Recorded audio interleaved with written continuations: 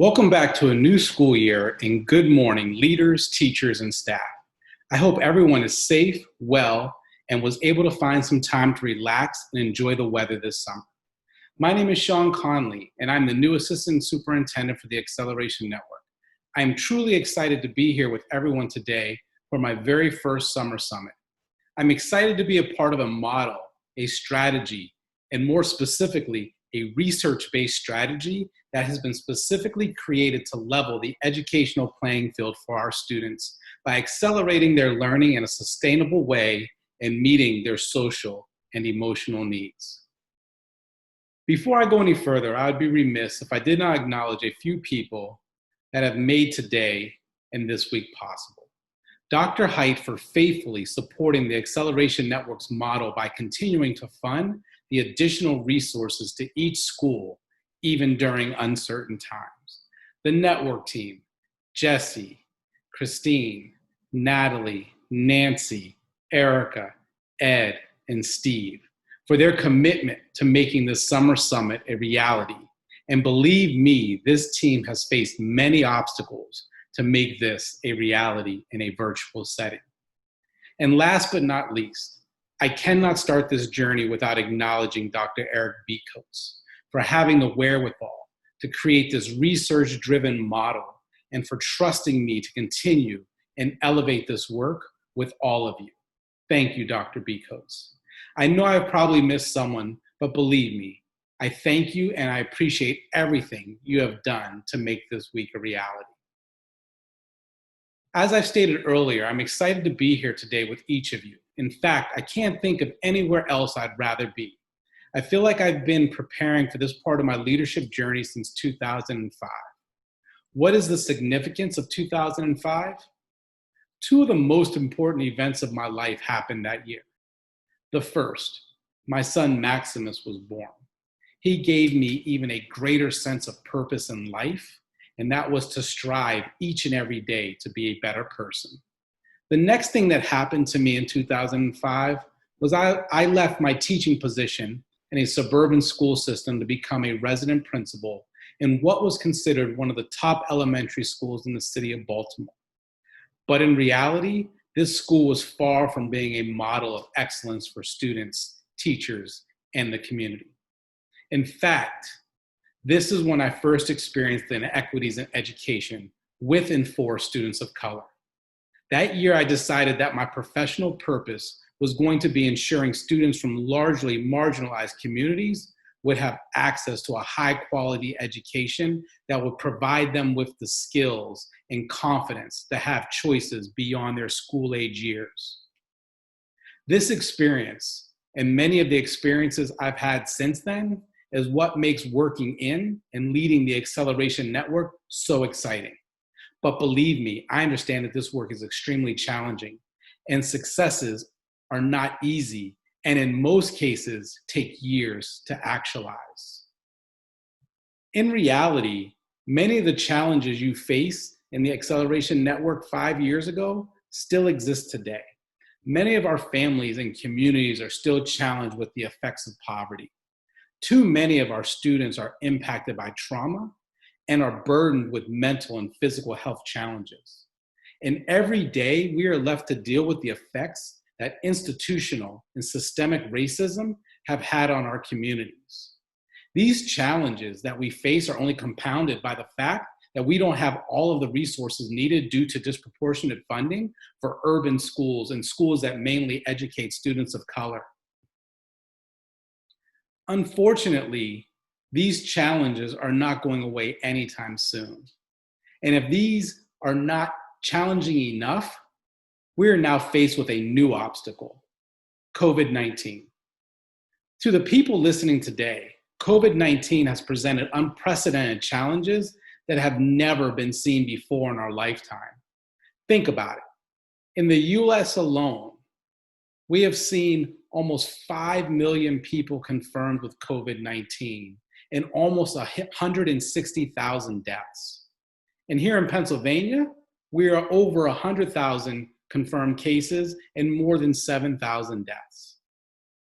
And to think how quickly this disease is moving through our communities It took 6 weeks to go from 2 million to 4 million cases, but only 15 days to get from 3 million to 4 million.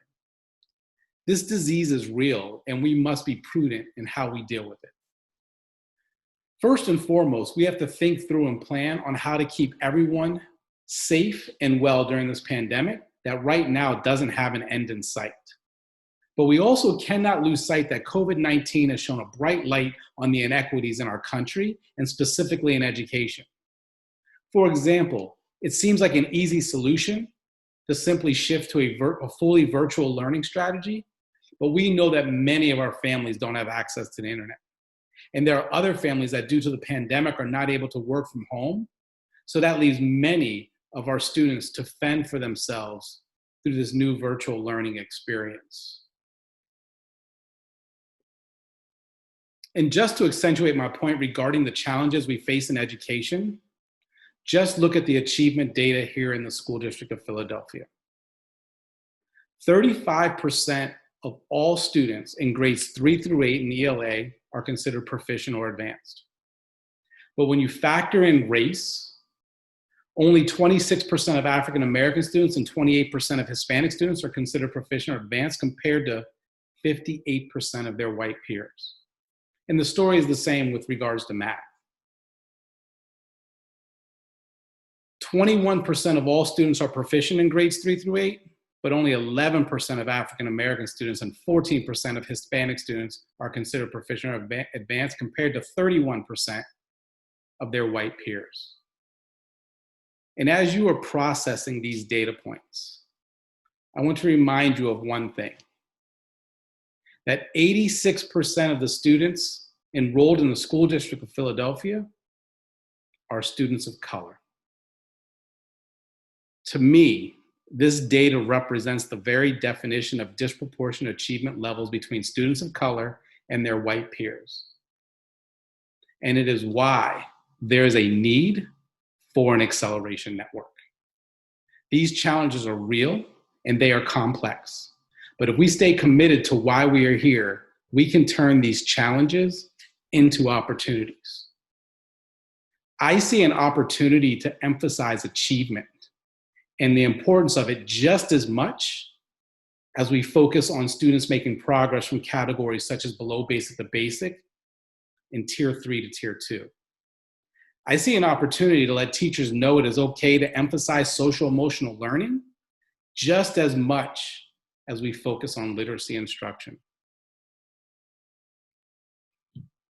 To me, these opportunities are the fight in education, ensuring that all of our students have access to the things that will allow them to have the opportunities to be successful in high school and beyond. To me, this looks like an intentional academic approach that is proactive just as much as it is reactive. It is about being data-driven and also being intellectually prepared. Being intellectually prepared for the first teach and every intervening experience after that. Specifically, this means that every day students have to have an opportunity to experience grade level complex text, instruction that is aligned to grade level curriculum and standards, targeted instruction to address their skill deficits, and activities and discussions that support their social emotional development. Think about it. I am not saying anything overly profound or new. This is simply the work that we have to be proficient at. It is the work that we signed up to do. And if we look at it from the other side, every day we as professionals have to commit to being prepared to deliver high quality instruction. We have to be committed to ensuring our school culture is safe and supports the social and emotional health of our students.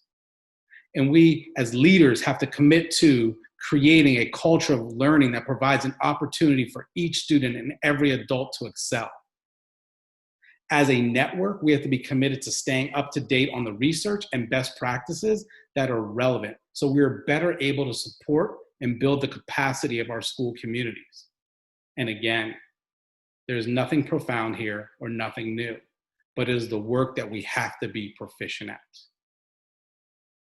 However, there is something else that we have to learn to do consistently, and that is to engage our school staffs and communities in strategic conversations about race, and the impact that the construct of race has had on student achievement.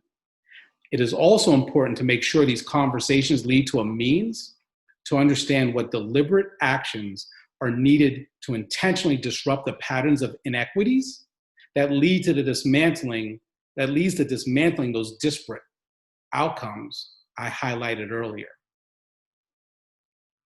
The other very real challenge we are being presented with is being proficient on the things that I've mentioned earlier, but in a fully virtual world. Some of you may already feel very comfortable with this, but for those of you who may not, our new professional development calendar will provide additional time for professional development. PD will be offered every Friday afternoon for at least the first term. Some of the topics that have been created to support you and your students in a virtual world are administering specific assessments, supporting students socially and emotionally using manipulatives. And the academic office is planning on embedding virtual teaching strategies into each professional development opportunity. And beyond these PD offerings, there are specific guidance on the difference between asynchronous and synchronous teaching and learning, and when each should occur within the math and ELA instructional framework. These are just a few of the professional development opportunities and guidance that have already been identified.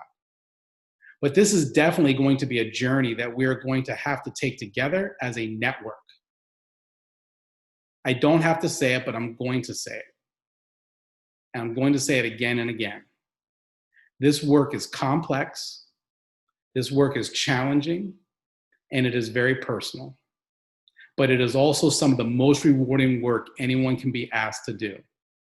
Any success that is achieved in this network is because of you, our leaders, our teachers, and support staff.